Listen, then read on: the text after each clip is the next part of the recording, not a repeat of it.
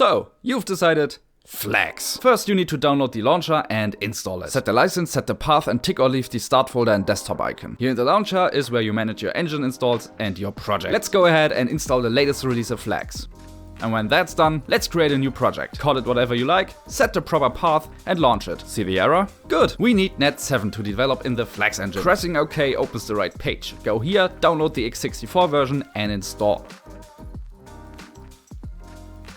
If you're like me and come from Unity, you'll feel right at home with the interface. This is your scene hierarchy, this is your property inspector, and here we have the project files. Before we dive into a project, I need to explain the folder structure here, because there is a fundamental difference in Flax compared to Unity. Because unlike in Unity, where you can put everything and its mom in the asset folder and don't care about it, the Flax engine uses a unified folder structure that follows certain rules. Let me explain. We got content and we got source. Both of these folders make up every Flax project. In content, you put your assets like models, textures, materials, visual shaders, dialogue, music, visual scripts, particles and animations, and so on. By default, you'll find a game settings asset, which holds references to other more specific settings, like graphics, inputs, physics, tags and layers, platform settings, and so on. As well as product information, the startup scene, and a splash screen image. It's important that the game settings asset is always at the root of your content folder, because the engine expects it there. The other thing you will find is a folder that holds all the specific settings. Here you can edit, delete and re-add new settings. You can also move them to other folders. Specific settings can be placed anywhere, they just need to be referenced in the game settings asset to work.